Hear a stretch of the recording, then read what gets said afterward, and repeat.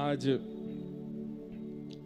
श्री ताज बेगम जी का चरित्र हम लोग सुनते हैं और हमारी विशेष प्रार्थना, जो लोग आगे बैठते हैं ना वो बीच में नहीं उठना। हाँ, पीछे वाले उठ के जाते हैं तो हमको दिक्कत कम होती है, पर आगे वाले जब उठते हैं तो हम बिल्कुल जो है भूल जाते हैं। इसलिए आगे वाले, चाहे पैर दर्द हो, पेट दर्द हो, सिर दर्द हो, कुछ भी हो, बैठे रहो। जब तक हम बैठे हैं आप बैठे रहना, हाँ, उठना नहीं। ताज बेगम, आपको सुनकर के आश्चर्य भी हो सकता है, आनंद भी आ सकता है। ये हिसार की बेटी थी ताज बेगम, और थी तो मुसलमान लेकिन कन्वर्टेड। इनके जो जिस कुल में इनका जन्म हुआ वो परिवर्तित कुल था।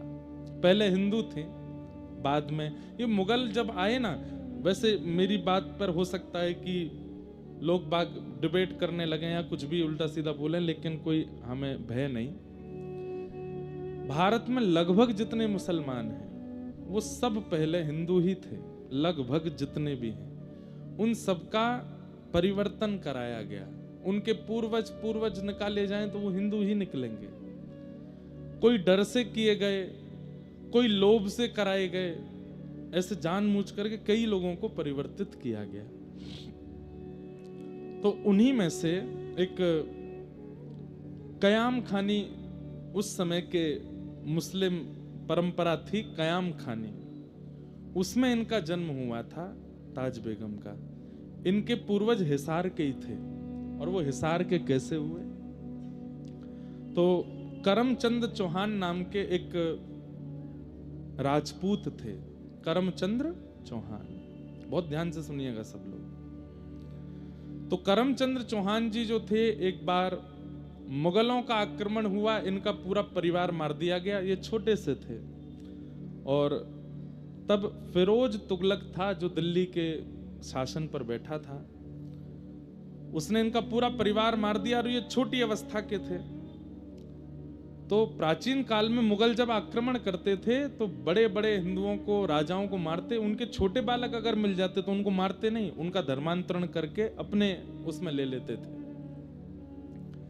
तो उसी प्रकार ये करमचंद्र चौहान जी, ये इनका पूरा परिवार मार दिया गया लेकिन ये बच गए और इनको फिरोज तुगलक ने अपने पास रख लिया और इनका नाम रखा कायम खान। इनका नाम बदल दिया, छोटे तो थे ही। और इनको फिर हिसार के सूबेदार थे सैयद नासिर, उनके पास इनको छोड़ दिया। आप इसको पढ़ाओ लिखाओ और हमारे धर्म की सारी बातें इसको बताओ। धीरे धीरे सैयद नासिर के साथ वो जब हिसार में रहने लगे तो उनको तो पूर्ण रूपेण सब अपने धर्म का ज्ञान हो गया।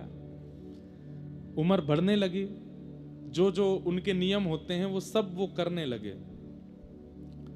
लेकिन थोड़ी अवस्था होने पर जब उसने पूछा कि मेरे पूर्वज कौन हैं, तब किसी ने उससे बताया कि तुम्हारे पूर्वज तो चौहान थे, हिंदू थे, और इस प्रकार तुगलक ने तुम्हारा धर्मांतरण करा दिया। पूरी बात जब अपने पास्ट की उसको पता चली तो उसको बहुत दुख हुआ कि मैं हिंदू था, अब मैं तो बीच का रह गया, ना हिंदू हूं ना मुस्लिम हूं। तो इस प्रकार उसका वंश चला। तो उन लोगों को उस समय कयाम खानी कहते थे, क्योंकि कायम खां के ये लोग वंशज हैं। उसी वंश में ताज बेगम का जन्म हुआ। तो कयाम खां ने अपने वंश का नियम बना दिया। ये लोग होली भी मनाते थे, दीपावली भी मनाते थे और ईद भी मनाते थे। क्यों? बोले जन्म से तो भैया हमारा रक्त जो है वो हिंदुओं का है, लेकिन धर्मांतरण के बाद हम मुस्लिम हैं, तो दोनों आदि ये करते थे। तो कयाम खानी वंश हुआ। कई कयाम खानी वंश के पूर्वज राजाओं का जब चरित्र आप पढ़ेंगे तो उसमें उनका नाम, जैसे कायम खान चौहान, ऐसे नाम भी है। तो ताज बेगम भी जो थी वो इस प्रकार इस वंश में जनी। कयाम खानी मुस्लिम थी। इनके पिताजी का नाम था फदल खान। और फदल खान के मित्र थे रायसल राजपूत। ये सब बताना इसलिए जरूरी है कि कहीं ना कहीं फिर हमारे मन में प्रश्न आता है कि किसी भक्त के चित्त में भक्ति का बीज आरोपण हुआ कहां से फिर, इसलिए थोड़ा उसके वंश को समझना जरूरी है। तो कयाम खानी वंश में फादल खान हुए, उनकी बेटी थी ताज बेगम। फादल खान के एक राजपूत मित्र थे, उनका नाम था रायसल राजपूत। और रायसल राजपूत जो थे ये मधु पंडित जी के शिष्य थे, जिन्होंने वृंदावन में श्री गोपीनाथ जी को प्रकट किया। गोपी ग्वाल सब ही उर धारे, प्यारो गोपीनाथ मधु पंडित जिन कंठ लगायो, है रही जय जयकार वृंदावन प्यारो वृंदावन। तो श्री वृंदावन के सप्त निधियों में जो तीसरे ठाकुर हैं श्री गोपीनाथ जी, उनको जिन्होंने प्रकट किया श्री मधु पंडित, वो रायसल राजपूत राजा के गुरुजी थे। तो उस नाते से फदल खां जो था वो मधु पंडित जी को भी मिला और गोपीनाथ जी के उसने दर्शन किए। गोपीनाथ जी का जब वो दर्शन करने आया तब उनकी पुत्री यानी कि ताज बेगम बहुत छोटी सी थी। और श्री गोपीनाथ जी की मधुर झांकी जब ताज बेगम ने पहली बार देखी, पिता के साथ आई थी, कुछ जलने की सी दुर्गंध आ रही है आसपास से। कोई तार वार तो नहीं जल रहा है? अच्छा,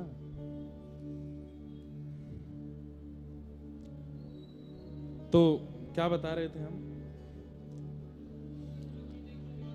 हाँ, तो श्री गोपीनाथ जी का दर्शन किया पहली बार, छोटी सी हैं।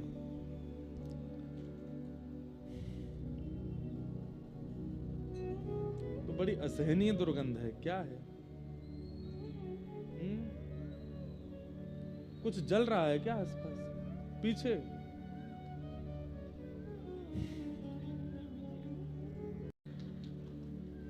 ऐसी कथा कह लें हम। हे मेरे नाथ रक्षा करो।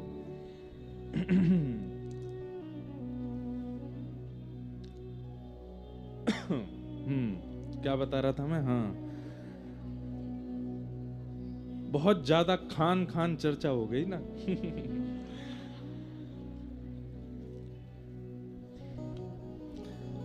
तो सुनिए सुनिए सुनिए। हाँ, तो पहली बार गोपीनाथ जी को देखा। अब यहां फदल खान दर्शन करने नहीं आए थे, वो तो रायसल राजपूत थे, उनसे मिलने आए थे। और रायसल राजपूत मधु पंडित जी से मिलने गए थे। तो बस वहां उन तीनों की चर्चा चल रही थी किसी बात पर। यहां ये खेलती खेलती आंगन में, और ताज बेगम अंदर चली गई। और अंदर जाकर के जब ठाकुर जी का इसने दर्शन किया, बस दर्शन करके मानो जैसे गोपीनाथ जी बात कर रहे हों, गोपीनाथ जी को भाग गई। भैया देखो, आप कितने भी भक्त चरित्र उठा के देख लीजिएगा, जितने भी भक्त बने हैं जिनके चरित्र व्यासपीठ से गाए जा रहे हैं, या तो वो ठाकुर जी ने स्वीकार किए हैं। भाई हम सब ठाकुर जी को स्वीकार करते हैं, पर हम पर ऐसी कृपा नहीं होती। दो ही भक्तों के चरित्र व्यासपीठ से सुनाए जाते हैं, सुने जाते हैं, पढ़े जाते हैं। पहले वो जिनको ठाकुर जी ने स्वीकार किया, दूसरे वो जिनको गुरुदेव ने स्वीकार किया। आपके चाहने से आप भजन नहीं कर पाओगे। इसलिए मैं कहता हूं कि आप भजन पर ध्यान दीजिए, नाम पर ध्यान दीजिए, नियम पर ध्यान दीजिए, पर उससे भी कई गुना ज्यादा ध्यान इस बात पर दीजिए कि मैं अपना निर्माण ऐसा करूं, अपने स्वभाव व्यवहार विचारों का निर्माण ऐसा करूं कि मैं ठाकुर को या अपने गुरुदेव को प्रिय लग जाऊं। क्योंकि उनका प्रिय बनना बहुत जरूरी है। लोग बाग क्या कर रहे हैं, नियम पर बहुत ध्यान देते हैं कि हमको इतने घंटा भजन करना है, इतनी माला करनी है, ये करना है, वो करना है, पर इन सब के चक्कर में अपने विचार और व्यवहार को वो लोग अच्छा नहीं बना पाते। इसलिए गुरुदेव और गोविंद को कभी प्रिय नहीं लगते। 2 लाख नाम जप रोज कर रहे हैं, लेकिन व्यवहार में अहंकार है। हर महीने गिरिराज जी की परिक्रमा कर रहे हैं, लेकिन विचारों में काम क्रोध भरा पड़ा है। हर एकादशी निर्जला कर रहे हैं, लेकिन ईर्ष्या है, दूसरे के प्रति छल कर रहे हैं, दूसरे की उपलब्धि देखकर के सह नहीं पा रहे हैं। विचार और व्यवहार में शुद्धि नहीं है। कितने भी नियम कर लीजिए, ठाकुर जी के प्रिय नहीं बन पाओगे। हमारे जीवन का कल्याण क्या है? हरि को हम प्रिय लगे ना, हमको हरि प्रिय लगे ना, हरि को हम प्रिय लगे, हम हरि के प्रिय हो जाएं। ग्रंथ में वर्णन आता है कि ताज बेगम का स्वभाव था, वो भले ही मुस्लिम कुल में जन्मी, लेकिन उनके मन में दया का भाव था। वो कभी भी अवसरों पर, इनके उत्सवों पर जो भी मांस आदि खाने का प्रकरण होता था वो नहीं खाती थी, बल्कि लड़ती थी अपने पिताजी से। पिताजी, एक जीव को मार करके हम कैसा उत्सव मना रहे हैं, हम कौन से भगवान को प्रसन्न कर रहे हैं? जो एक जीव की मृत्यु स्वीकार कर रहा है, वो परमात्मा एक दिन हमारी मृत्यु भी स्वीकार कर लेगा। ऐसे परमात्मा को हम कैसे भजन कर सकते हैं? पिताजी इस बात से बहुत लड़ती थी अपने घर में, दया की भावना थी, इसलिए गोपीनाथ जी को भागे। छोटी सी ताज बेगम मंदिर में प्रवेश कर गई। यहां बाहर बैठे मधु पंडित जी को अचानक से पता चला। उस समय किसी का भी मंदिर में गैर हिंदुओं का प्रवेश वर्जित था। क्यों? क्योंकि रूप बदल करके भीतर मंदिरों में जाते थे गैर मुस्लिम, और मंदिर में प्रवेश करके गर्भगृह में मांस के टुकड़े फेंक के आते थे, अपवित्र करे आते थे। और एक बात और बताऊं, हमारे यहां अपरस का नियम ज्यादा नहीं था। सबको मंदिर में जाने का अवसर मिलता था, और सबको ठाकुर जी की कम से कम दहली तक प्रणाम करने का अवसर मिलता था। लोग ही कितने जाते थे? दिन भर में 40 लोग चले जाएं, 20 लोग चले जाएं, बहुत बड़ी बात।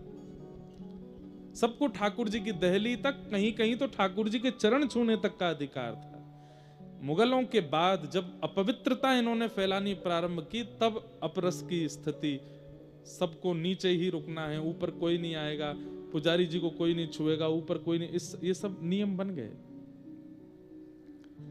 मधु पंडित जी ने जैसे ही देखा कि ये फादल खान की बेटी भीतर घुस गई, उन्होंने तुरंत रायसल राजपूत से कहा, ये गलत है, लेके आओ। बस यहां मानो जैसे वो धीरे धीरे जा रही थी, गोपीनाथ जी उसको इशारा करके अपनी ओर बुला रहे थे, ताज बेगम जा रही थी, इतने में ही रायसल आए और हाथ पकड़ के बाहर ले आए।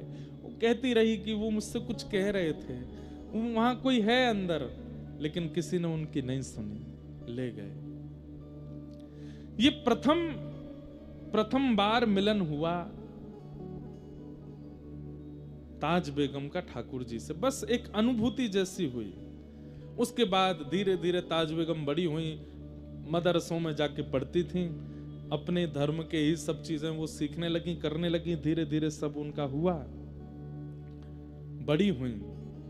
एक बार फादल खान को अकबर ने दिल्ली बुलाया, और फादल खान अपनी पुत्री ताज बेगम को लेकर के गए।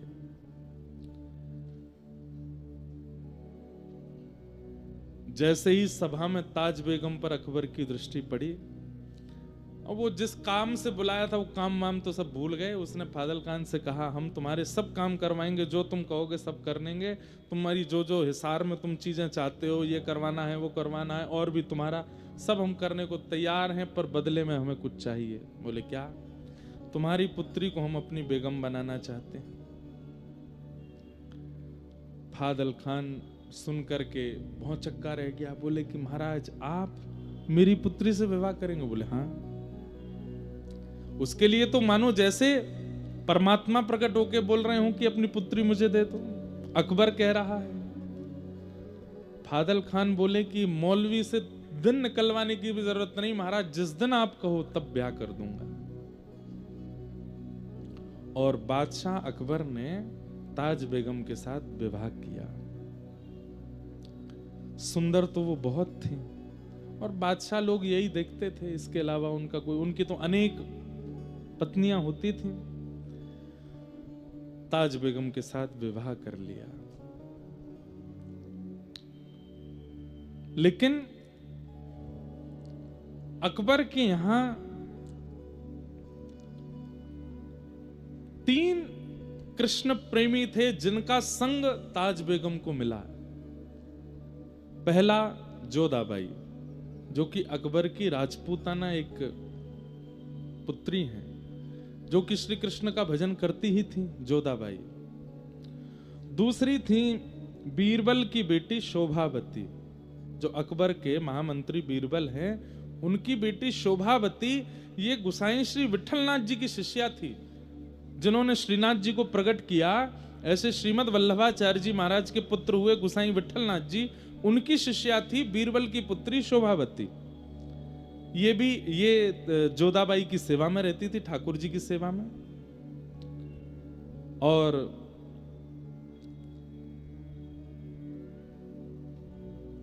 तीसरी हुई वृंदावन दास जी, एक थे, उनकी बेटी लीलावती।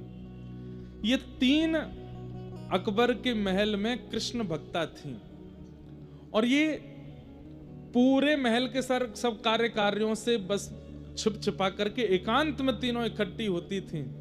और यहां शोभावती गुसाई जी से जो कथा सुन के आती थी, वो जोधाबाई को और लीलावती को बैठ करके सुनाती थी। एक दिन एक कोने में बैठ करके कथा चल रही थी, और शोभावती कथा सुना रही थी वृंदावन उद्धव प्रसंग। श्री उद्धव जी वृंदावन गए हैं, व्रज गोपियों की सुध लेने के लिए वृंदावन गए हैं।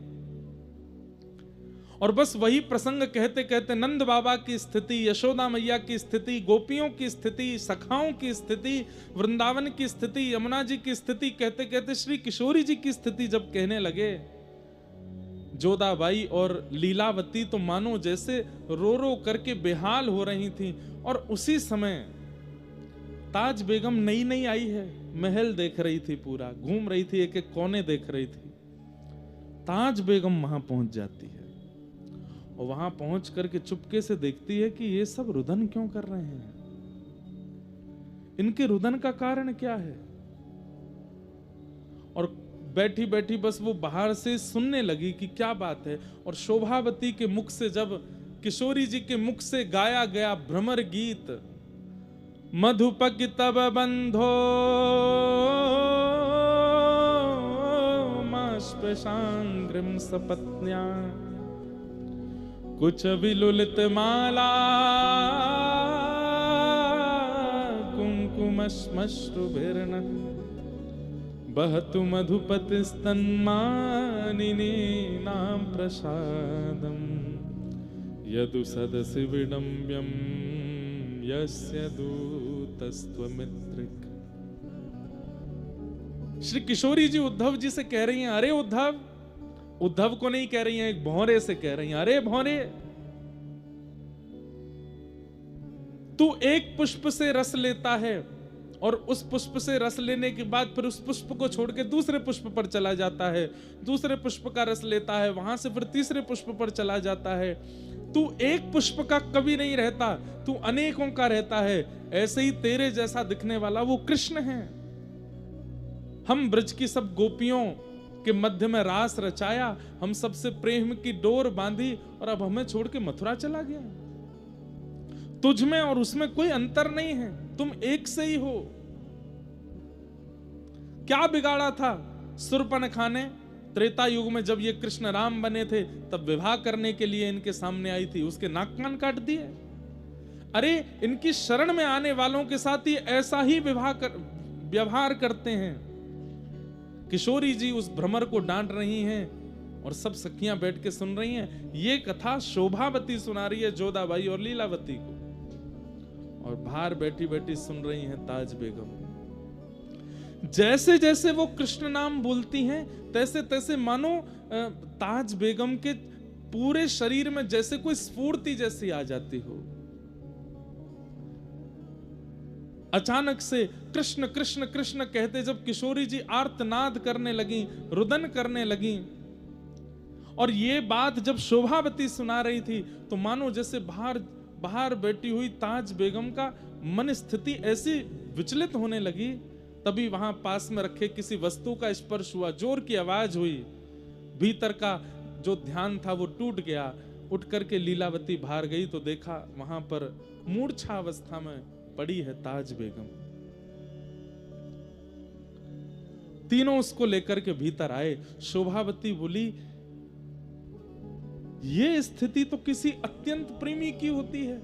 नेत्रों में आंसू हैं, मुख कंपायमान हो रहा है, शरीर पूरा ज्वर से चढ़ रहा है, ये स्थिति इसकी कैसे हो गई? हे जोधाबाई, मुझे लगता है कि ताज बेगम कहीं ना कहीं किसी ना किसी रूप में हमारी प्रियतम से जुड़ी हुई है, तभी ऐसी स्थिति इसकी बनी है। ये प्रेम पुलकित लक्षण सामान्य रूप से किसी के अंदर प्रकट नहीं होते जो इसके अंदर प्रकट हो रहे हैं। जल का छिड़काव किया। ताज बेगम जब होश में आई, पूछा, तुम ऐसी क्यों हो गई थी? ताज बेगम कहती है, आप जो यहां बैठ करके सुना रही थी, मुझे नहीं पता वो कौन है, मुझे नहीं पता उद्धव कौन है, मुझे नहीं पता वो गोपियां कौन है, ये वृंदावन, ये मथुरा, ये सब क्या है। बस मुझे एक बात याद है कि मैं बाल्यकाल में अपने पिता के साथ वृंदावन गई थी और वहां मैंने एक झांकी देखी थी। शोभावती बोली, थोड़ा बताओगी कैसी झांकी? बोला, हाँ, वो झांकी तो मुझे आज भी अनुभव होती है। कैसी झांकी थी? बोले, सिर पर मुकुट धारण था, कमल जैसे सुंदर नेत्र थे, मधुर मुस्कान थी, ऐसे भुजा में वंशी धारण की हुई थी, पीतांबरी पहनी हुई थी और पैर कुछ टेढ़े से धारण कर रखे थे, सीधे नहीं खड़े थे वो, और मुझे अपनी ओर इशारा कर रहे थे। शोभावती, जोधाबाई और लीलावती तीनों सुनकर के रुदन करने लगी और बार बार ताज बेगम को हृदय से लगाने लगी। अरे, तुम तो चुनी हुई हो, तुम तो पहले ही स्वीकार कर ली गई हो। ताज बेगम बोली, मैं नहीं जानती इन सब के बारे में ज्यादा, पर पता नहीं क्यों आपके मुख से वो बात सुनना, आप लोगों की यह स्थिति देखना, मुझे मन कर रहा था कि आप शांत ना हो और मैं उसे सुनती रहूं। आप जब वर्णन कर रही थी, मेरे चित्त में अपने आप प्रकट हो रहा था कि कोई नदी बह रही है, सुंदर सुंदर वृक्ष वल्लरियां हैं, सुंदर पर्वत हैं, और वहां नील कांति का कोई व्यक्ति घूम रहा है, उसका मुख नहीं दिख रहा था। ये सारे अनुभव होना सामान्य बात नहीं थी एक जोधाबाई के लिए, जो मदरसों में पढ़ी है, जिसने पूर्ण रूपेण संपूर्ण मुस्लिम भावों को अपने जीवन में रखा है। वो कैसे अनुभव कर सकती है इन बातों का? ठाकुर जी ने चुना है उसे। अब तो 3 से 4 हो गई और शोभावती, लीलावती, जोधाबाई जब जब कीर्तन भजन करती हैं, ताज बेगम बैठ करके सुनती और सुन के खूब रोती। लेकिन ताज बेगम अकबर को इतनी प्रिय थी, वो ज्यादा देर अपने से दूर उसको रहने नहीं देते थे, और ये घूम घूम करके आती और बस इनसे योजना बनवाती कि कैसे भी मुझे उनसे दूर लाओ। जोधाबाई के ठाकुर जी का उत्सव होता, ताज बेगम खूब उसमें आनंद करती। यही कथाओं की श्रृंखला चलती गई और चलते चलते कुछ समय वर्ष निकल गया। आज ताज बेगम शोभावती से कहती है, मुझे ऐसा क्यों लगता है कि मैं एक जगह रुक गई हूं, उससे आगे नहीं बढ़ पा रही हूं। मैं एक स्थान पर ही, एक भाव में ही हूं, उससे ऊपर मेरे भाव जा नहीं पा रहे हैं। आप नित्य कथा सुनाती हैं, पर मेरी स्थिति एक ही जगह, मानो जैसे मैं कहीं फंस गई हूं। उससे आगे बढ़ने का, इस पथ पर और आगे जाने का, जिस प्रियतम की आप चर्चा सुनाती हैं, उनसे और मिलने का और क्या उपाय हो सकता है? तब शोभावती कहती है, गुरु आश्रय, शरणागति, गुरु दीक्षा, ब्रह्म संबंध, यही हैं वो नियम जिनसे कोई गुरु तुम्हें स्वीकार, मतलब भगवत प्राप्त व्यक्ति तुम्हें स्वीकार करे तो तुम्हारी गति बढ़ने लगेगी। ताज बेगम बोली, मुझे गुरु कैसे मिलेंगे? बोले, मेरे गुरुदेव गुसाई श्री विठलनाथ जी हैं, तुम चाहो तो उनसे दीक्षा ले लो। बोले, कैसे लूंगी मैं?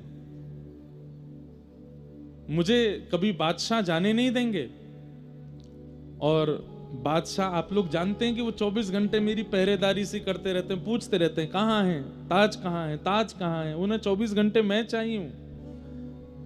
इन सबके बीच से निकल करके गुरु आश्रित होना, ये कैसे होगा? बहुत ध्यान से सुनिए, आज पहली बार हम इतने विस्तार से सुना रहे हैं ताज बेगम का चरित्र। तब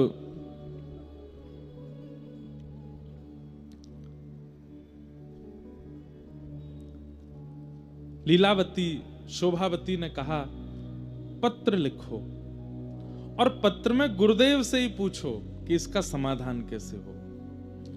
तब ताज बेगम ने एक पत्र लिखा और पत्र लिख करके गोसाई श्री विठलनाथ जी को भेजा।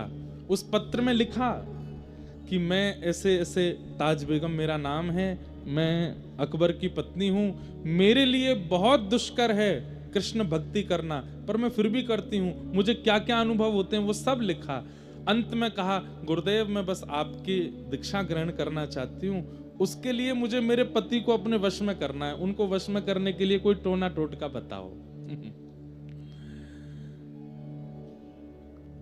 गोसाई श्री विठलनाथ जी ने जब पत्र देखा और पत्र में जिन जिन भावों की स्थिति उसने बताई थी उससे वो समझ गए थे।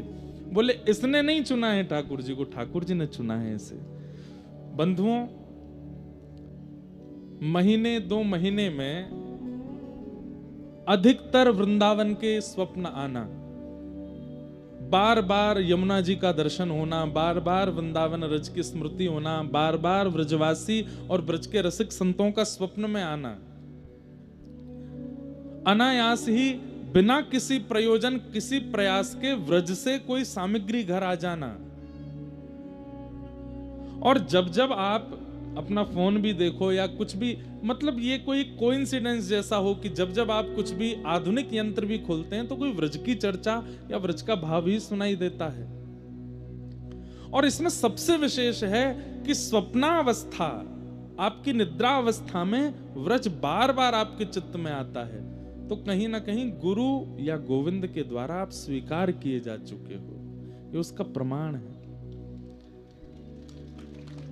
ताली तो आपने ऐसे बजाई जैसे सबको स्वप्न आता है वृंदावन का, नहीं। महीने में 1 बार आ गया, 2 महीने में 2 बार आ गया, ये नहीं, बार बार आता है, बार बार स्मृति होती है वृंदावन की। कुंज गलियों का अनुभव होता है, कभी निधिवन राज का दर्शन, कभी वृंदावन के श्री सेवा कुंज का दर्शन, कभी श्री राधा रमन लाल जी का दर्शन, कभी राधा वल्लभ जी का दर्शन, और नहीं तो वहां के रसिक संतों का दर्शन, वहां के ब्रजवासियों का दर्शन।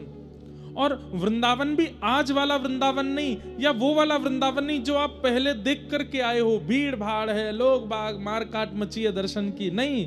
एक अलग सी अनुभूति होती है, परम शांत, परम सौम्य, परम शीतल वृंदावन का अनुभव स्वप्न में बार बार होता है, या जिस धाम पर आपकी निष्ठा है वहां का अनुभव होता है। तो गुरु गोविंद के द्वारा आप स्वीकार किए जा चुके हो, बस बताइएगा नहीं किसी को, होने दीजिए, होने दीजिए उस अनुभूति को, बार बार होने दीजिए उस चिंतन को। थोड़ा जागृत अवस्था में नियम बना लीजिए, व्रजरज लगाया कीजिए, थोड़ा नाम जप बढ़ा दीजिए, गुरुदेव के द्वारा प्रदत्त मंत्र बढ़ा दीजिए, ठाकुर जी की सेवा बढ़ा दीजिए, बीच बीच में वृंदावन, ये सब गोपनीय रूप से करना है, बताइए मत, होने दीजिए उस अनुभव को। एक दिन वही अनुभव एक ऐसी स्थिति पर ले जाएगा जिस स्थिति की प्राप्ति के लिए तरसते हैं वैष्णवजन। बस एक चीज का ध्यान रखना है, रस बतावे से रस घटे, बताना नहीं है। अभी अयोध्या जी में था मैं, ये तो मैं अपना अनुभव भी बताऊंगा। तो अयोध्या जी में कनक बिहारी जी हैं, जैसे हमारे वृंदावन के लीला बिहारी हैं, ऐसे अयोध्या के कनक बिहारिणी बिहारी बड़ी लीला करते हैं। तो वहां के पुजारी जी बहुत प्रेम करते हैं मुझसे, मुझे मिले। मतलब आप ये सोच लीजिए, रामानंदी संप्रदाय के जितने भी शीर्ष संत हैं, आप मलुकपीठ वाले महाराज जी के आगे कनक बिहारी जी का नाम ले दीजिए, उनके नेत्र सजल हो जाते हैं। रामानंदी संतों के आगे अयोध्या के श्री कनक बिहारी जी का केवल स्मरण कर कह दीजिए वहां से प्रसाद लाएं, वो झूम उठते हैं। वहां के पुजारी जी अभी बैठे थे, तो मैंने उनसे पूछा, मैंने कहा महाराज जी, श्री राघव जी का अनुभव तो होता है, क्योंकि प्रेम रामायण में और भी कई जगह पर कनक बिहारी जी की बड़ी लीलाएं हैं। ये वही कनक बिहारी जी हैं जिनको श्री कृष्ण ने द्वापर युग में अयोध्या आके अपने हाथ से स्थापित किया। और एक बात सुनाऊं, कितनी मधुर बात है। भगवान रुक्मणी जी की जिद थी कि मुझे अयोध्या दर्शन करना है, तो भगवान रुक्मणी जी को लेके अयोध्या गए, और जब अयोध्या गए तो अयोध्या में जाकर के प्रभु श्री कृष्ण ने जब राम विग्रह का दर्शन किया, अपने राम स्वरूप का दर्शन किया, तो श्री कृष्ण के नेत्र सजल हो गए। रुक्मणी जी बोली, आप इतने भावुक क्यों हो गए? तो ठाकुर जी क्या कहते हैं, त्रिलोकीनाथ भगवान अति सुंदर, जिनके लिए भागवत कहती है त्रिभुवन कमनम तमाल वर्णम रविकर गौर वरांबर, इतने सुंदर श्री कृष्ण अपने ही राम विग्रह को देख करके रुक्मणी जी से क्या कहते हैं, रुक्मणी सच बताना, मैं द्वापर से ज्यादा त्रेता में सुंदर था ना, मैं त्रेता में ज्यादा सुंदर था ना? रुक्मणी जी कह रही हैं, आपकी सुंदरता पर तीनों लोग वारे वारे जाते हैं, आप जिसको देख करके भावुक हो रहे हो, निश्चित है कि वो आपसे तनिक सुंदर तो हैं। मतलब राम जी इतने सुंदर थे कि श्री कृष्ण भी उन पर वार रहे हैं, श्री कृष्ण भी उसको देख के मोहित हो रहे हैं, इतने सुंदर थे राघव जी। तो मैंने पुजारी जी से पूछा कि आपको अनुभव तो होता होगा ठाकुर जी का, सेवा में आप 24 घंटे लगे रहते हैं, और मैं जितनी बार अयोध्या गया हूं मैंने आपको गर्भगृह में देखा है, अनुभव तो होता होगा। तो उनके नेत्र सजल हो गए और वो क्या कहते हैं, कुछ साल पहले अनुभव होने बंद हो गए। मैंने कहा क्यों? बोले क्योंकि मैंने सारे अनुभव दुनिया को बता दिए। मेरे को जितनी अनुभूतियां होती थी सियाजू की, श्री राघव जी की, बहुत अनुभूतियां होती थी, अब तो मुझे डर लगता है बताने में। क्यों? सालों हो गए, मैं रोने लगता हूं कभी कभी कि हे राघव जी क्या अपराध हो गया, आप क्यों अनुभव नहीं कराते? तब बोले स्वप्न में एक दिन आवाज जैसी आई कि अनुभव तो कराना चाहते हैं पर तुम प्रचार कर देते हो। ठाकुर जी को आपकी अनुभूति का प्रचार उनको अच्छा नहीं लगता, वो चाहते हैं कि आपके साथ कोई लीला करें, पर आपका जब देखते हैं कि आप सब जगह बता देते हो कि क्या अनुभव स्वप्न में हुआ, क्या अनुभव वहां हुआ, वृंदावन गए तो क्या हुआ, बरसाना गए तो क्या हुआ, संतों को बताने दीजिए, कथावाचकों को बताने दीजिए, आप मत बताइए, वो उससे रस घटेगा, अनुभूति होनी बंद होगी। तो जब पत्र में लिख करके गुसाई जी से पूछा कि ये मेरी स्थिति है, अंत में लिखा कोई टोना टोटका बताइए जिससे मेरे पति मेरे वश में हो जाएं और ये मुझे आपके शरणागति लेने की आज्ञा दे दें। तो हंस करके एक ताम्र पत्र पर कुछ लिखा और उसको एक ताबीज में डाल करके काले कपड़े से बांध करके और गुसाई विठलनाथ जी ने भिजवा दिया अकबर के पास। ताज खां के हाथ जब वो पड़ा तो बोले कि ये ताबीज भेजा है गुसाई जी ने और लिख दिया था कि इसको अपने पति के गले में बांध दो। ताज खां से प्रेम तो करता ही था अकबर। गई और जाकर के पति से कहा देखो आपको नजर ना लगे, आपको कोई इतने आप युद्ध में जाते रहते हो, आपकी सुरक्षा के लिए मैंने एक ताबीज बनवाया है, आपको पहना दूं। वो प्रेम तो इतना करता है, अरे तुम जो चाहे को लाओ पहना दो। गले में पहना दिया। अब अकबर की 1 2 3 4 नहीं अनेकों पत्नियां थीं, वो सब ताज बेगम से चिढ़ती थी। उन सब ने ये देखा कि इसकी कोई ऐसी बात निकाल के लाओ कि जो हम अकबर को बताएं तो वो इसको त्यागे। तब किसी ने बताया, बोले कि जोधाबाई तो हिंदू है, उसको तो अकबर ने आज्ञा दी है कि तुम अपना भजन कीर्तन करो, पर मैंने देखा है लीलावती शोभावती और जोधाबाई की सत्संग में छुप करके ये भी जाती है। और कहीं ना कहीं अकबर के गले में जो ताबीज है इसने किसी हिंदू फकीर से बनवा के मंगवाया है अकबर को अपने वश में करने के लिए। ये बात जाकर के अकबर को बता दी। अकबर ने ताज बेगम को हाजिर किया, बोले ये ताबीज किसी हिंदू फकीर ने बनाया, क्या ये बात सत्य है? ताज बेगम बोली जी ये सत्य है। और क्या तुम जोधाबाई के सत्संग में और वो लीलावती शोभावती की कथा होती है तुम उसमें जाती हो? हाँ मैं जाती हूं। बोले दंड तो तुमको दूंगा, लेकिन पहले मैं ताबीज खोल के इसके अंदर क्या लिखा है, क्या डाला है वो देखूंगा। और ताबीज खोल करके उसने अंदर से पत्र जब निकाला तो अंदर क्या लिखा था उसमें, कामन तामन टोटका। गुसाई जी विठलनाथ जी ने लिखा है, कामन तामन टोटका यह सब डारो धोए, पिया कहे सो कीजिए, आप ही ते बस होए।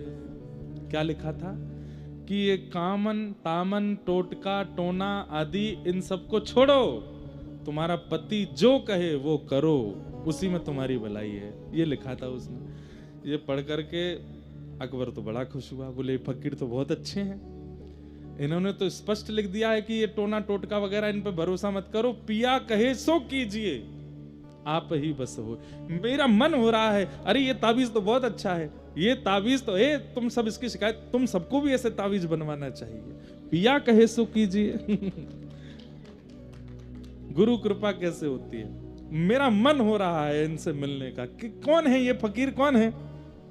ताज बेगम का तो हाथ पैर कांपने लगा, कैसी गुरु कृपा, ताबीज में ऐसा क्या लिख के दिया है कि वो राजा के मन में, अकबर के मन में आ गया कि मुझे मिलना है इनसे। बोले गोवर्धन में विराजते हैं गोसाई श्री विठल नाथ जी, चलो इनको मिलके आते हैं। इतना अच्छा बेगमों को ज्ञान देने वाले फकीर को तो मिलना चाहिए। आहा, निकल पड़े ताज बेगम के साथ गोवर्धन। तलहटी में पहुंचे। अब अकबर बादशाह तो पूरे भारत का है, तो उसके आगे तो आना पड़ता था। गोसाई जी वैसे किसी बादशाह को देख के, हमारे ब्रज के संत ज्यादा उसको देते नहीं थे, लेकिन अकबर में थोड़ा, आप अकबर को देखें, इस पे संतों की बड़ी कृपा। स्वामी श्री हरदास जी का चित्र जो आज पूरे विश्व को मिला, ये अकबर ने बनवाया था। स्वामी श्री हरदास जी का चित्र जो वीणा हाथ में लेके हम सब दर्शन करते हैं, वो अकबर ने बनवाया था। और कहते हैं जहां पर अकबर बैठ के नमाज पढ़ता था, वहां पर मीराबाई का और गोस्वामी तुलसीदास जी का और स्वामी श्री हरदास जी का, इनके चित्र लगे रहते थे। इनका नित्य दर्शन करता था वो। गोसाई श्री विठल नाथ जी के पास गए, वहां जाके उनका दर्शन किया, सब बातचीत हुई। लेकिन गोसाई जी तो अंदर की बात जानते हैं कि ताज बेगम तो चरणाश्रित होने आई है। तब कहा कि आपकी बड़ी कृपा है, आपने मेरी पत्नी को, ये ज्ञान तो सबको मिलना चाहिए, आपने बहुत अच्छा लिखा, मेरा मन हो गया आपसे मिलने का। तब उन्होंने कहा, आपको नहीं पता है पर मैं आपको बता देता हूं, आपकी जो गृहिणी है ताज, इसमें जन्म सिद्ध भक्ति के गुण हैं हमारे ठाकुर के प्रति। अकबर ताज की ओर देखे, ताज बेगम कुछ ना कहे। क्या ये सत्य है? बोले जी। लेकिन इस पर आप कुछ कर नहीं सकते। देखिए वो आपका कुछ बुरा नहीं चाहती हैं, और ये तो स्वतंत्रता है, वो किसी को भी भजे। वो मुसलमान है, लेकिन आप तो जानते हैं ये कायम खां परिवार से हैं, इनके पूर्वज तो हिंदू ही थे। इनके मन में थोड़ा कृष्ण भक्ति है, तो ये चरणाश्रित होना चाहती हैं, मुझे करने दीजिए। अकबर बोला मैं रात्रि भर सोचूंगा। लेकिन अकबर के ऊपर भी कैसी कृपा, रात भर सोच के उसने सुबह आज्ञा दे दी। बोले ठीक है, तुम इनसे गुरु दीक्षा ले लो।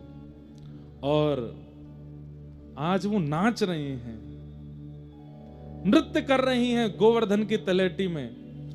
ताज बेगम के जीवन में एक चीज का आपको अनुभव होगा कि इनको ठाकुर जी ने बहुत वियोग नहीं दिया। वियोग दिया है, अंतिम समय में आएगा वो चरित्र भी, पर प्रारंभिक समय में इनको बड़ी अनुकूलताएं मिली। बहुत जल्दी जल्दी भक्ति का मार्ग प्रशस्त होता चला गया। और गोसाई श्री विठल नाथ जी से इन्होंने चरण शरणागति प्राप्त की। प्राप्त करने के बाद गोसाई जी ने इनको मंत्र आदि दे दिए और कहा आप सेवा वेवा तो तुम्हारे यहाँ होगी नहीं, बस तुम ये मंत्र जप लिया करना, जाओ। और ताज बेगम वापस दिल्ली आ गई। यहाँ पर जोधाबाई ने और आदि वो जो दो सखियां और थीं, शोभावती और लीलावती, उन्होंने उत्सव मनाया ताज बेगम के इस मंगलमय दिवस का। आज गुरु दीक्षा हुई है। ताज बेगम अब लिखने लगी हैं। गुरु कृपा होते ही लिखना प्रारंभ हो गया। और ताज बेगम सबसे पहला क्या लिखती है? छैल जो छवीला सब रंग में रंगीला बड़ा,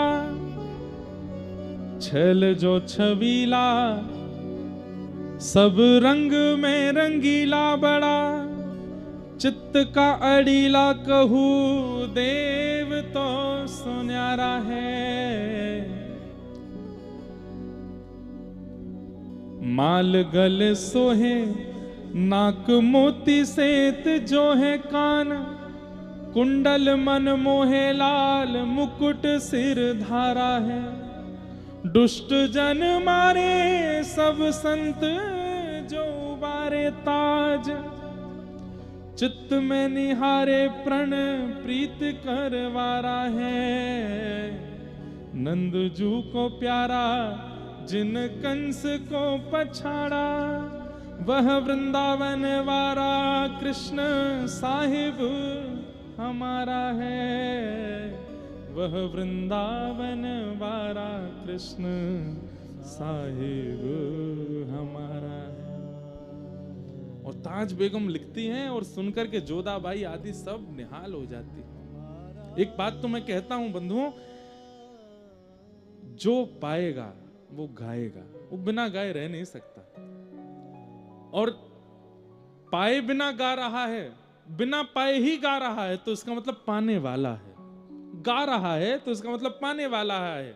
गाने वाले की दो ही स्थिति हो सकी, या तो पा चुका है या पाने वाला है। आजकल भी कई लोग रचनाएं करते हैं, पर रचनाओं में लोक रंजन की भावना ज्यादा होती है। लोक रंजन की भावना, ये रीझ जाएं, ये रीझ जाएं। कई बार हम भजन गायकों को भी देखते हैं, बड़े बड़े मंचों पर आते हैं, तो गाते समय ठाकुर जी का स्तवन नहीं कर रहे होते, वो लोगों को देख रहे होते। देखा शब्द पर, मैंने देखो क्या लिखा, मैंने ये शब्द कैसे लिखा। वो लोक रंजन की भावना आ जाती है उनके चित्त में। लोक रंजन के लिए तो बड़े बड़े कवि भी लिखते हैं, लेकिन ठाकुर जी के रंजन के लिए ठाकुर जी की कृपा से ही लिखा जाता है। कितने सुंदर शब्द लिखे हैं। गोसाई श्री विठलनाथ जी का कभी कभी दर्शन करने के लिए जाती थी। एक दिन गोसाई विठलनाथ जी ने परीक्षा ले ली, बोली कि सुनो, तुम भजन करती हो? बोले हाँ। बताओ श्रीनाथ जी को देख करके तुमको क्या अनुभव होता है, ठाकुर जी का दर्शन करके तुमको क्या अनुभूति होती है? वहीं बैठ करके आंसू कवि बन गई हैं ताज बेगम, वहीं बैठ करके लिख दिया है। क्या गा रही हैं? ध्रुव से प्रहलाद, गजग्राह से अहिल्या देखी, शोर और गीधियों विभीषण जिन तारे हैं। ध्रुव से प्रहलाद, गजग्राह से अहिल्या देखी, शोर और गीधियों विभीषण जिन तारे हैं। पापी अजामिल सुर हरि रैदास कहूं, नानक मलूक ताज तुलसी के प्यारे हैं।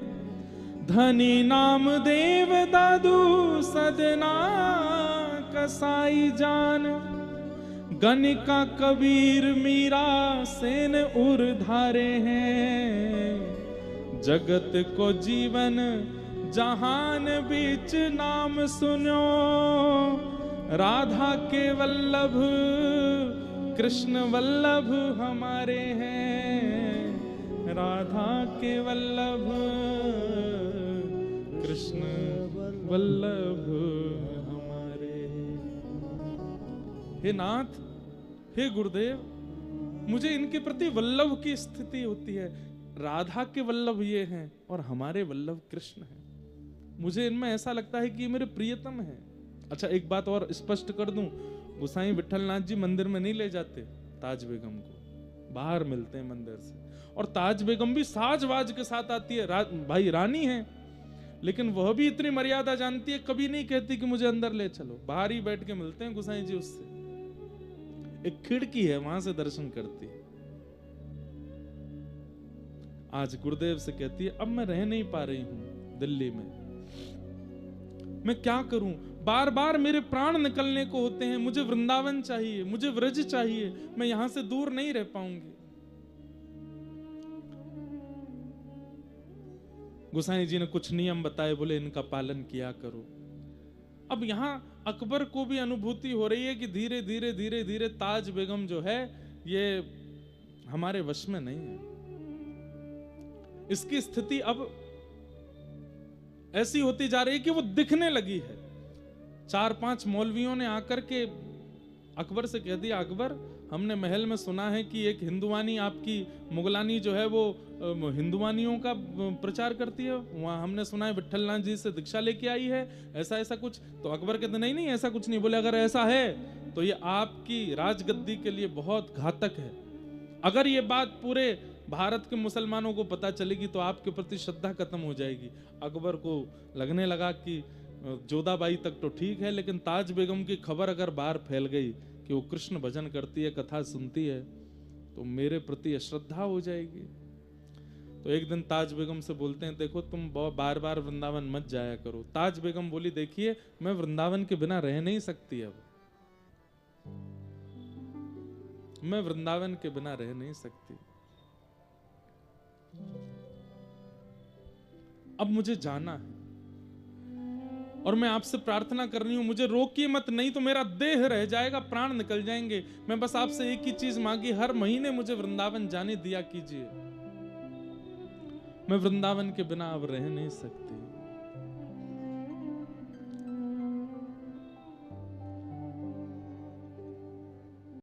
कन्हैया कन्हैया पुकारा करेंगे,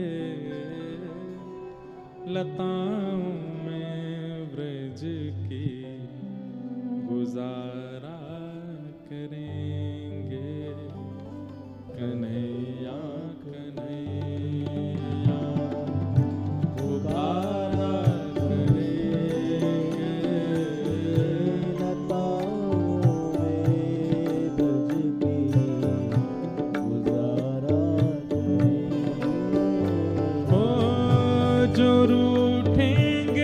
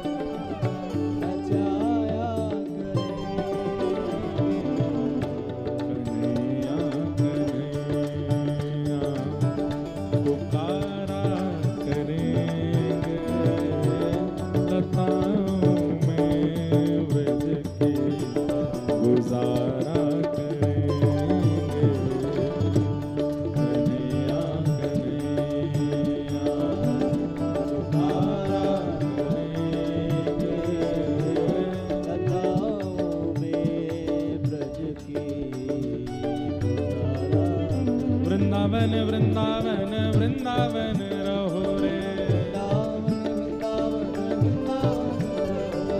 वृंदावन वृंदावन वृंदावन चलो रे, वृंदावन की गलियों में राधे राधे कहो रे, हाँ वृंदावन की गलियों में राधे राधे कहो रे, श्री वृंदावन वृंदावन वृंदावन रहो रे, श्री वृंदावन वृंदावन वृंदावन कहो रे, हे वृंदावन की गलियों में राधे राधे कहो रे, श्री वृंदावन की गलियों में श्यामा श्यामा रटो रे, जय राधे राधे, जय राधे राधे, जय राधे राधे,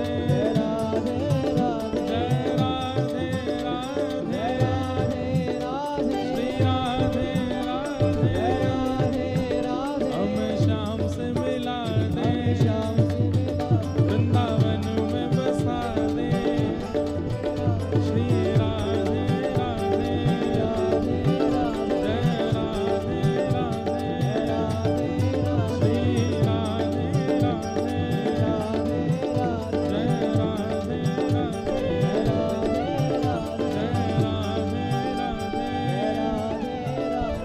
राधे राधे, श्री राधे राधे।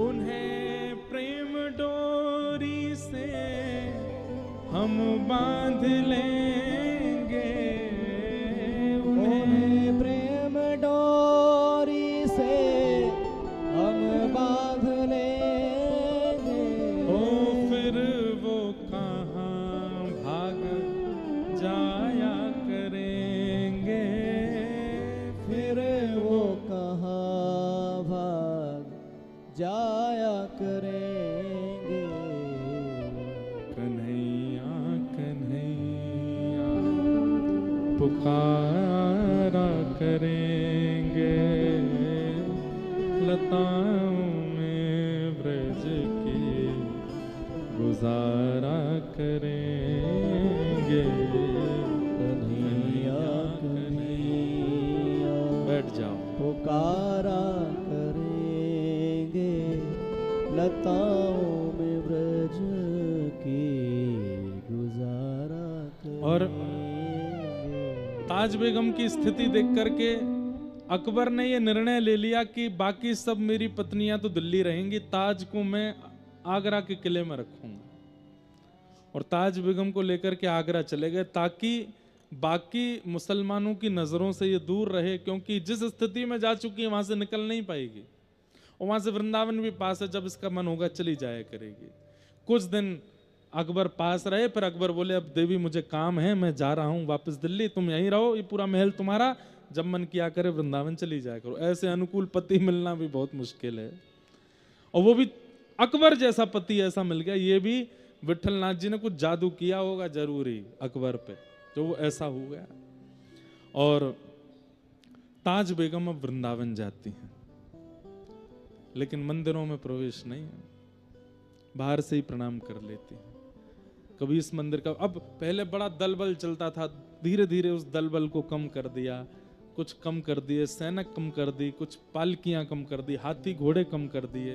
पूरे वृंदावन में रसिकों को बड़ा कष्ट होता था ताज के आने से। धीरे धीरे ताज बेगम गुप्त चुप बस मुंह बदल बदल करके जाती है और ठाकुर जी का अनुभव करती है। वृंदावन में बस घूमती हैं, दर्शन करने का अधिकार तो है नहीं उनके पास। उस समय गोविंद देव जी प्रकट हुए थे, श्रीनाथ जी प्रकट हो चुके थे, मदन मोहन जी प्रकट हो गए थे, गोपीनाथ जी प्रकट हो गए थे, राधा रमण जी प्रकट हो गए थे। राधा वल्लभ जी और बिहारी जी के प्रकट की समय की बात है, संभवतः सप्तनिधि प्रकट हो ही गए होंगे। गोविंद देव जी ये नित्य जाती थी। गोविंद देव जी का मंदिर कहाँ है वृंदावन में? रंग जी मंदिर के सामने लाल पत्थर का मंदिर है, खूब विशाल मंदिर था। वहां की गोविंद देव जी की बड़ी मधुर मधुर कथाएं। हमारे वृंदावन के सप्तनिधियों के प्रथम ठाकुर हैं गोविंद देव जी। तो गोविंद देव जी जाती, गोपीनाथ जी जाती, जिनको इन्होंने बचपन में देखा था, तो वही बाहर से दर्शन करती। तो बाहर से दर्शन करने में क्या होता कि दर्शनार्थी इतने खड़े होते, तो कभी तो ठाकुर जी की पीताम्बरी ही दिखती, कभी ठाकुर जी की वंशी ही दिखती, कभी ठाकुर जी की भुजा ही दिखती, कभी बस मुकुट ही दिखता। मुखमंडल सालों तक इतनी भीड़ के कारण मुखमंडल दिखता ही नहीं था। खूब देर खड़ी रहती, हल्की सी झलक आती और फिर कोई आ जाता सामने, पर ये बाहर से ही दर्शन करती थी, अंदर नहीं जाती थी, नियम नहीं तोड़ती थी। लेकिन सालों साल दर्शन करते करते करते एक दिन इनको गुस्सा आया और ठाकुर जी से बोले, मैं भीतर नहीं आ सकती क्योंकि मैं मुगलानी हूं, पर आप तो बाहर आ सकते हो, आप क्यों नहीं आते? क्या मेरे भजन में, क्या मेरे साधन में, क्या मेरे भाव में कोई कमी है जो आप बाहर नहीं आते? अरे आपको जगत का नाथ कहा जाता है, तो फिर अकेले हिंदुओं पर कृपा क्यों कर रहे हो? क्या हम मुसलमान जगत में नहीं आते? और आपको मेरे मुस्लिम भेष से इतनी तकलीफ है, तो चलो आज बन के आती हूँ हिंदुआनी। और आज गई हैं, हाथों में मेहंदी लगाई, पैरों में महावर लगाए, बुर्का आदि जैसा कुछ पहनती थी, आज घेरदार पहना है स्वरूप, सिर पर चुनरी डाली, अपने केश के बीच में सिंदूर लगाया है, हाथों में चूड़ियां पहनी हैं। और जैसा एक हिंदू प्रवेश हमारे माताएं बहनों का जैसा स्वरूप होता है, वैसा स्वरूप बना करके, पैरों में पाजे वादी पहन करके, और बिल्कुल मानो ऐसा लग रहा था कोई राजपूतानी आ रही है।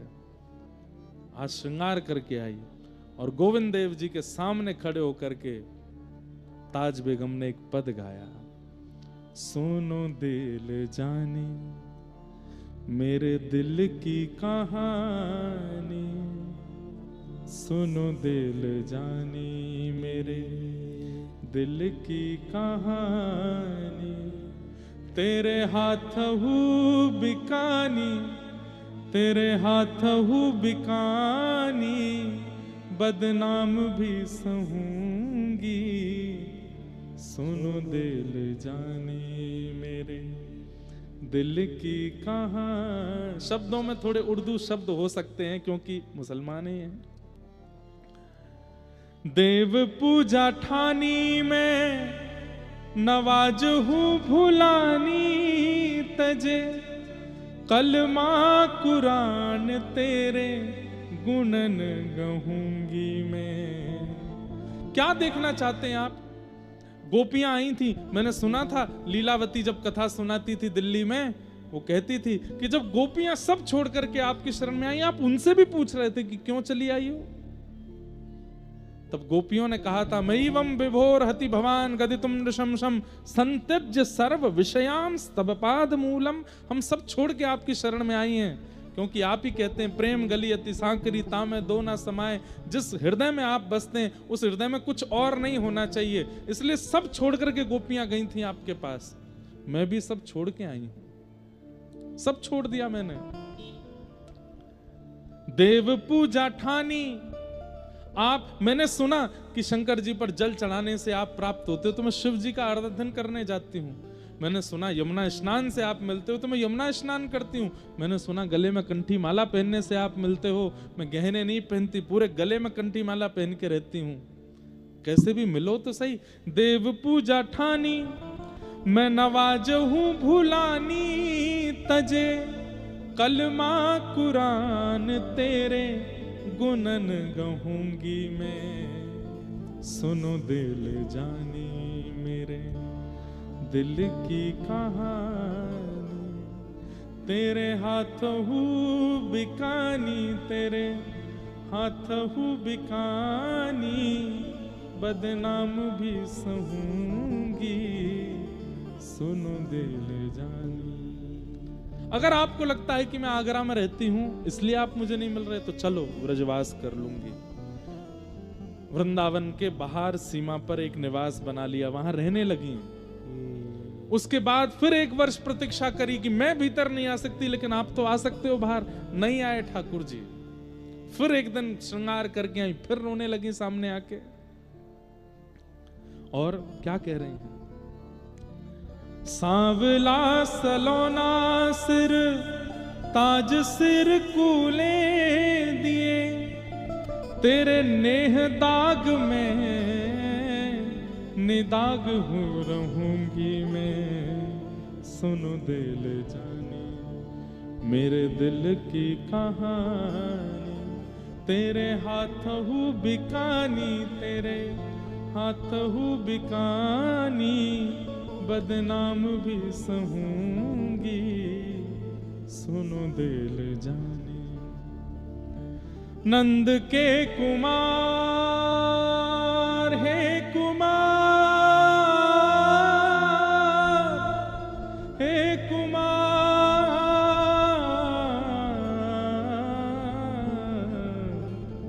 नंद के कुमार कुर्बान तेरी सूरत पे, हूँ तो मुसलमानी हिंदुआनी हूँ रहूंगी मैं। आज से सिंदूर भरूंगी, हाथों में चूड़ी पहनूंगी, महावर लगाऊंगी। जैसे आपको हिंदू प्रिय है तो मैं हिंदू बन के रहूंगी। सुनो दिल जानी मेरे दिल की कहानी, तेरे हाथ हूँ बिकानी, तेरे हाथ हूँ बिकानी, बदनाम भी सहूंगी। सुनो दिल जानी।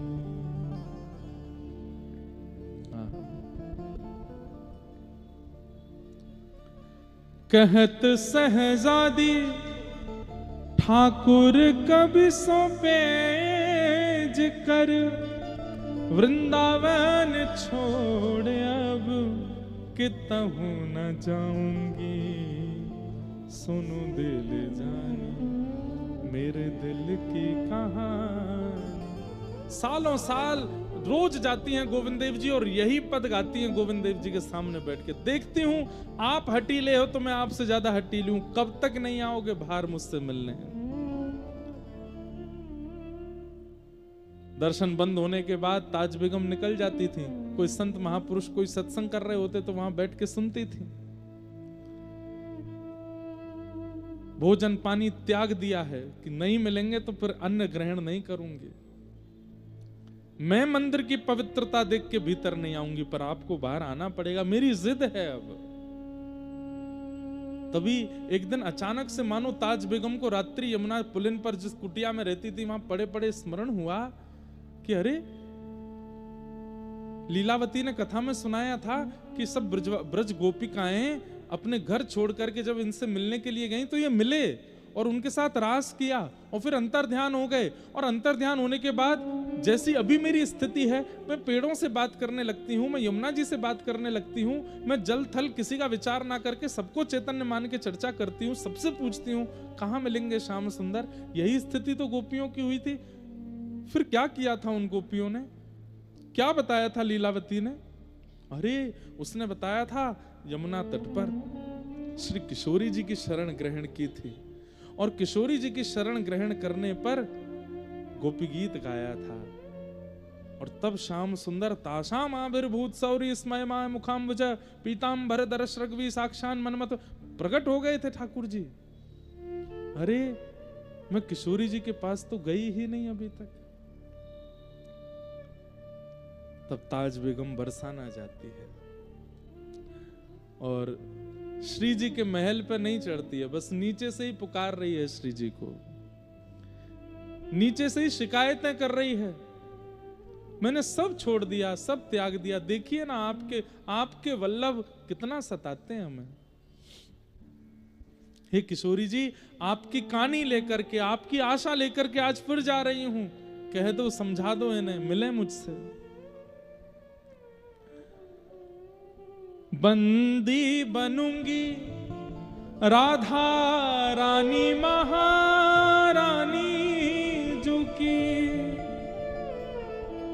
तुर्किन बहाए नाम गोपिका रखूंगी मैं। सुनो दिल जानी मेरे दिल की कहानी, तेरे हाथहू बिकानी, तेरे हाथहू बिकानी, बदनाम भी सहूंगी, सुनो दे ले जान। और आज किशोरी जी को प्रणाम करके गई, गोविंद देव जी के सामने जाकर के गाने लगी, लेकिन आज भी ठाकुर जी नहीं आए।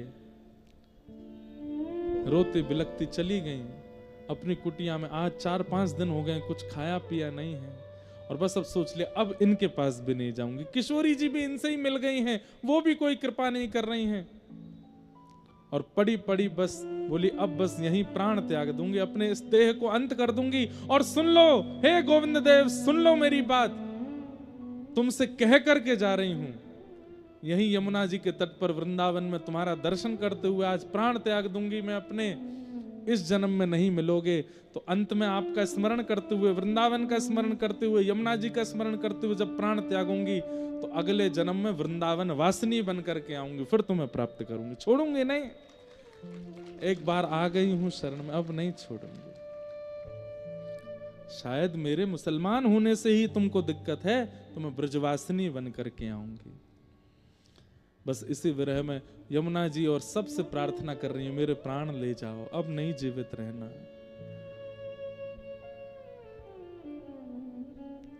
तभी गोविंद देव जी अपने भोग प्रसाद का थाल एक अपनी पीताम्बरी में बांध करके अपने कंधा पर धार, ये बड़ा थाल है, धर के निकल पड़े मंदिर से। अर्धरात्रि का समय है, चंदन की सौंधी सुगंधी आ रही है। ताज बेगम के नेत्र खुल नहीं रहे हैं, भूखी प्यासी है कितने दिनों से। अरे बड़े बड़े उसमें रही है, राजशाही तरीकों से रही है, भूखा रहने का अधिकार उसको अभ्यास नहीं है। प्यास के कारण जीव सूख गई है, कंठ सूख गया है, प्राण निकलने की स्थिति में है। और उसी समय देखती है कि किसी ने दरवाजे पर दस्तक दी है। चंदन की सुगंधी से पूरी कुटिया महक उठी है, और तभी द्वार खुलता है। आहा, वरहा पीडम नटवर वपुः कर्णयो कर्णकारं बिभ्रतवासः कनक कपिसं वैजयन्तीं च मालां वंशी विभूषित करा नवनीर दाभात पीतांबरा अरुण बिंब फलाधरोष्ठात। कमल नयन श्याम सुंदर की ऐसी मधुर झांकी, अपने कंधे पर थाल लिए, दूसरा हाथ अपने कमर पर रखे और थाड़े हैं। अरे ताज, तो को भूख ना लगे? देख करके तो ताज बेगम बस अपने होश खो बैठी है। श्याम सुंदर, गोविंद देव, मेरे मदन मोहन, मेरे साहिब आप हैं क्या? हाँ, मैं ही आया हूं। मूर्छित हो गई, वहीं मूर्छित हो गई। ठाकुर जी अपना थाल रखे, ताज बेगम के सिर पर अपना हाथ फेरने लगे, उसके अश्रु पोंछे, और बस ये क्षणिक सी कृपा करके ठाकुर जी वहां से अंतर ध्यान हो गए। कोई कहता है ठाकुर जी घर आएंगे तो हम ऐसा करेंगे, ठाकुर जी घर आएंगे तो हम अंगना सजाएंगे, दीप जलाएंगे। अरे ठाकुर जी घर आएंगे, बेहोश हो जाओगे आप, उनकी रूप झांकी सह नहीं कर पाओगे। और एक बात बोलूं, ठाकुर जी घर आए और आप कुछ कर पाए तो समझो ठाकुर जी ने कोई और आया है। ठाकुर जी घर आए तो कुछ नहीं होगा, कुछ कर ही नहीं पाओगे, तब तो मूर्तिमंत हो जाओगे, आपकी इंद्रियां शिथिल हो जाएंगी। ठाकुर जी चले गए, अपनी पीतांबरी और पीतांबरी में बंधे थाल को छोड़ गए। थोड़ी देर बाद जब होश आया, रोने लगे, निकल करके बाहर पूरे वृंदावन की परिक्रमा रोते हुए लगाया। कहां चले गए श्याम सुंदर, कहां चले गए आप? नहीं मिले। देखा सुबह का सूर्योदय हो रहा है, कुटिया पर आ गई है, पूरे वृंदावन को देख लिया, लेकिन ठाकुर जी नहीं मिले। तब अपनी कुटिया के बाहर उस रज को बार बार अपने अंग से लगाती, यहीं तो खड़े थे, ऐसे ही तो ठाड़े थे, और उस थाल को अपने कंधे पर उठाती है, ठाकुर जी की तरह ठाड़ी हो जाती है, ऐसे ही तो ठाड़े थे, वह आकृति बनाने लगती है। पीतांबरी को हृदय से लगा लेती है, बार बार उसको कभी मुख से लगाती है, हृदय से लगाती है, हृदय से लगाती है। थाल में रखे प्रसाद को खूब प्रेम से पाती है, यमुना जल पान करती है, और वहीं से किशोरी जी को प्रणाम करती है। आज तक बरसाने नहीं गई थी तो नहीं आए, हे श्यामाजू कल आपकी शरण में आई तो देखो नंद नंदन थाल लेकर के आए, मुझे पवाने के लिए आए। बस अब कुछ नहीं चाहिए, बस ये दर्शन अवलोकन हो गया और कुछ नहीं चाहिए। बस अब एक ही आश है, मुझे ले जाइए, मैं अब नहीं रह सकती इस संसार में। यमुना जल से थाल को पहुंच करके किसी के हाथ मंदिर भिजवा दिया। मंदिर के पुजारी ढूंढ ही रहे थे थाल कहां चला गया। जब थाल आया और पीतांबरी रखी देखी तो बोले कहां से लाए हो? बोले ताज बेगम के यहां से। पुजारी जी ने आके ताज बेगम से पूछा थाल तुम्हारे पास कैसे आया? बोले कि क्या मेरी सामर्थ्य है लाने की? नहीं तो कैसे आया होगा समझ जाइए। आप सुबह गए थे तो क्या मंदिर ताला खुला हुआ था? बोले नहीं। तो सोच जाइए कैसे आया था। पुजारी जी को ये बात समझ आ गई और उन्होंने जाकर के पूरे वृंदावन में ये बात फैला दी कि श्री ठाकुर जी ताज बेगम के यहां जाते हैं। अब तो यश होने लगा ताज बेगम का, घबरा गई इससे, ये नहीं चाहिए था मुझे। अब तो जहां से निकलती हैं लोग प्रणाम करते हैं, दंडवत करते हैं। अब तो मंदिर के द्वार खोल दिए, बोले भीतर आ जाओ दर्शन कर लो। ताज बेगम कहती नहीं, ये सब नहीं चाहिए था। आधी रात में ही वृंदावन छोड़ करके महावन चली गई, गोकुल के पास। भ्रातः तिष्ठ टले टले विटपिनाम ग्रामेषु भिक्षामटः स्वच्छंदम पिबयामुनम जलमलम चीराणि कंथाम कुरु सम्मानम कलयाति घोर गरलम। भक्ति में सबसे बड़ा विष क्या है? बहुत सम्मान मिलना। मिलना दोष नहीं है, उस सम्मान को ग्रहण करना ये बहुत बड़ा विष है। भक्ति घटेगी। हमसे पूछिए कितना अपने आप को बचाना पड़ता है, इतना सम्मान देते हैं, इतना सब कुछ मिलता है, नहीं स्वीकार करना। मतलब उनको तो दिखाना पड़ता है कि सब स्वीकार है, पर मन से उसका त्याग करना पड़ता है, नहीं तो भक्ति में शून्यता आ जाएगी। आधी रात निकल पड़ी और महावन चली गई ताज बेगम, और वहां जाकर के बस कृष्ण गोविंद का नाम गुणगान करती। अब एक बहुत सुंदर पद है, मुझे याद नहीं है, लेकिन उसकी अंतिम पंक्ति याद है।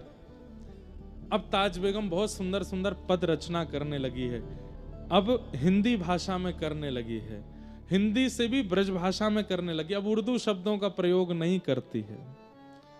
तब होली का समय आया और वहीं महावन में एकांत में अपनी कुटिया में बैठी बैठी ताज बेगम मानसी चिंतन करती है ठाकुर जी का।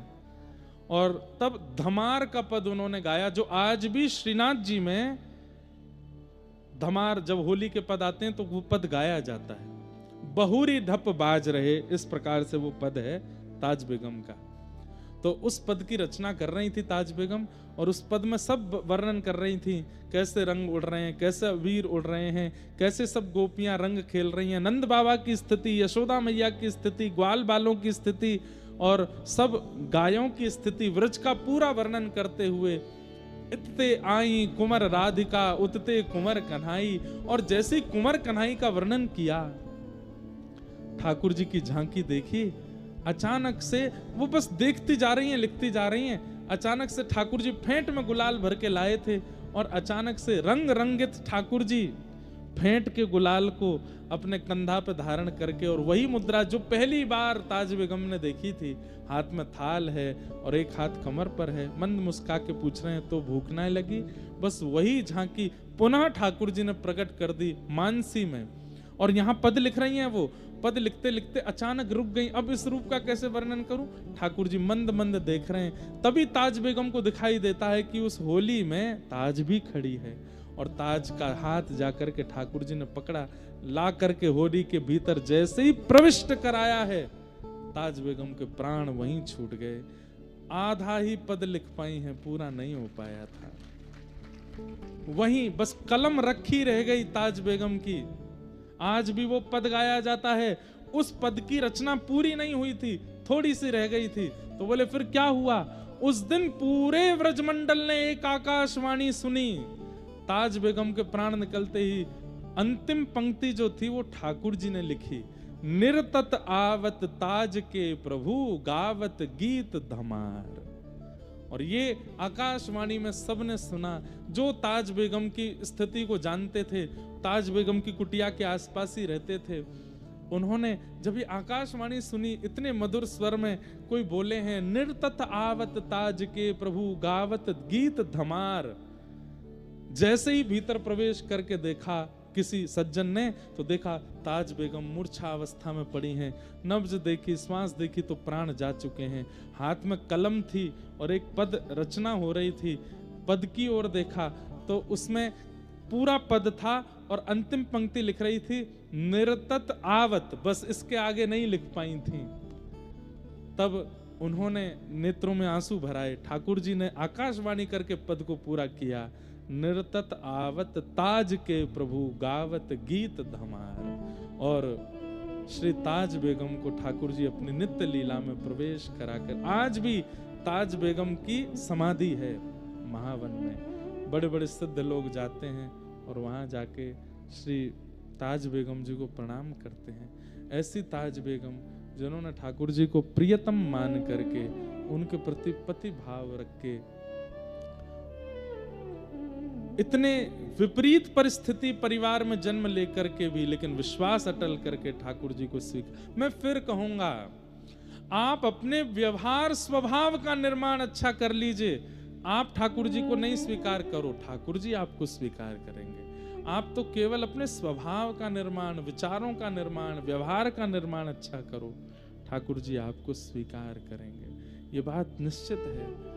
ताज बेगम मुसलमान परिवार में जन्मी, अकबर की पत्नी बनी, इतनी विपरीतताएं होते हुए भी ठाकुर जी ने उनको स्वीकार किया। साधन नहीं था उनके पास, नाम जप नहीं था उनके पास, केवल व्यवहार था, विचार था, स्वभाव था, जिससे गुरु भी मिले और गोविंद भी मिले, दोनों की प्राप्ति हुई। ऐसी ताज बेगम के मंगल भाव को हम प्रणाम करते हैं।